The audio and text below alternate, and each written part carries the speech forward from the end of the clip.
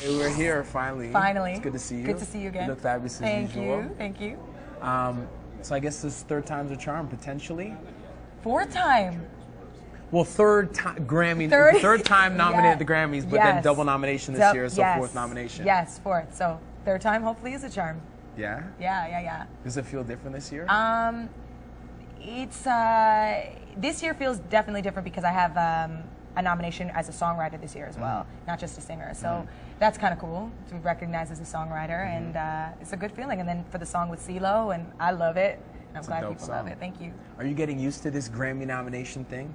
I feel like it's pretty crazy 3 years in a row to be nominated. It is, with only one album out, yeah, right? It's pretty crazy. I've been blessed, I think, just to be a part of some really cool projects. You know, with John Legend and the Roots last year, and now CeeLo this year, and first year was my own song. So I just think it's a testament, I think, to when you stay focused on your craft and you work hard and you speak about things you want to make happen, like collaborations and Grammy nominations, they really do manifest. So I do believe in that.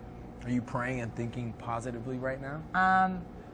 Yeah, definitely positively. And I always try not to put too much pressure on the win, per se. Nominations are so great, and it's just the respect that you get from forever at least saying Grammy nominated. It'd be nice to say Grammy winning one day. That would be cool. Which I'm sure you will. I hope so. And it's nice. I've got the new album getting ready to come out, so it'll be nice when it's for my project again as well. Is it humbling at all to be nominated so many years in a row? Man, it really is. It's a humbling experience, and it's one of those things that helps me through that process, because I still consider myself to be a new artist, and sometimes in the industry and places I go, people still don't know who I am, and they do treat me as a new artist. And it is one of those, silent smiles on the inside to say I've done some really cool stuff and I've accomplished some great things so far, and there's so much more to go. And until that person who doesn't know my name knows, I got work to do.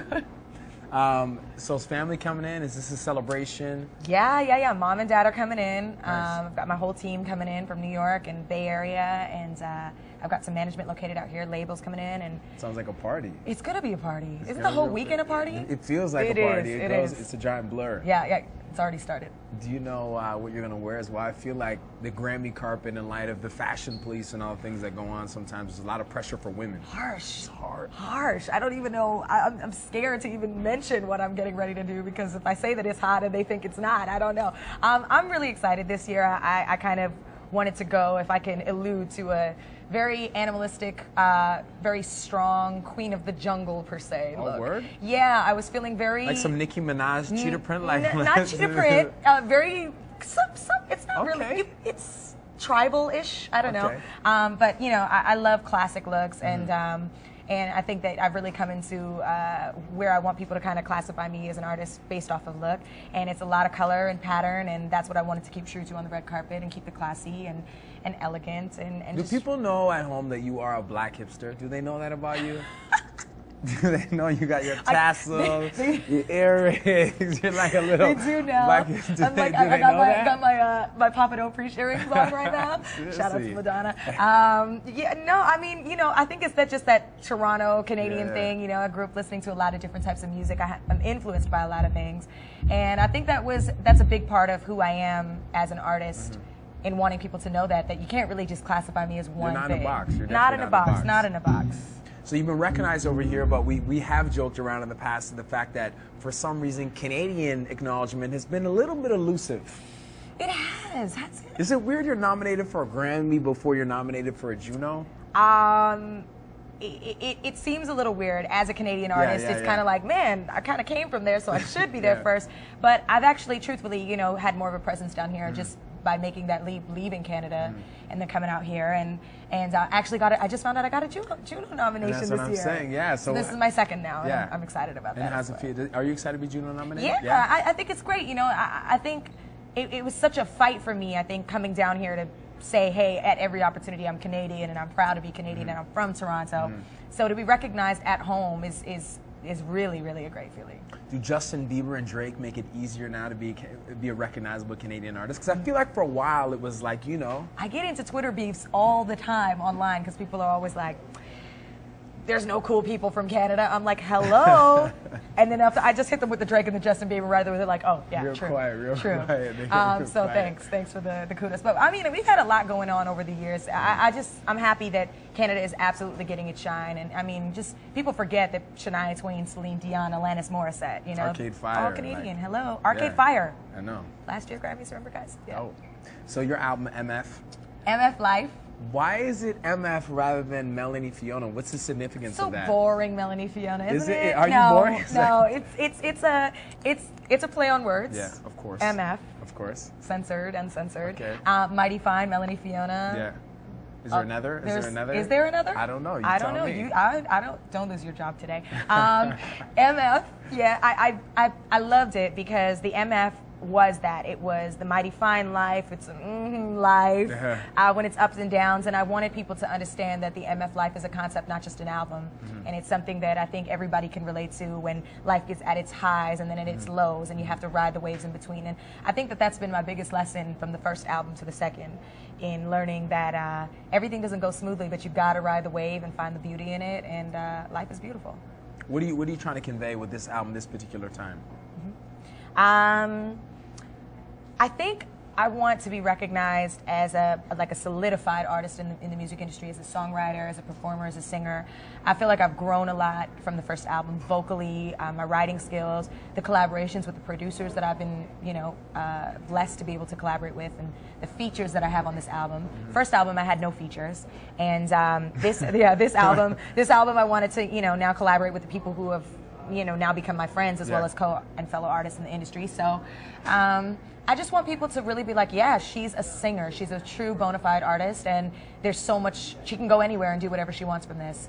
And that's really how I feel about this album, that it's going to be a really great stepping stone for me. Who are some of the features on the album? I've got B.O.B., John Legend, Nas.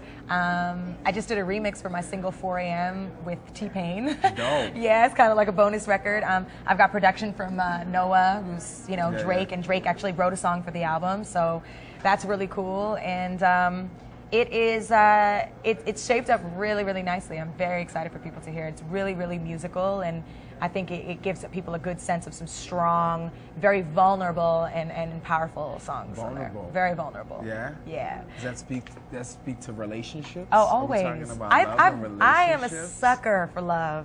The highs and the lows. And that, this album really does touch upon that. And I think I poured my soul a little bit more out based off of what I've been through over the last few years in growing as a young woman and falling in and out of love, or what I think is love and what isn't.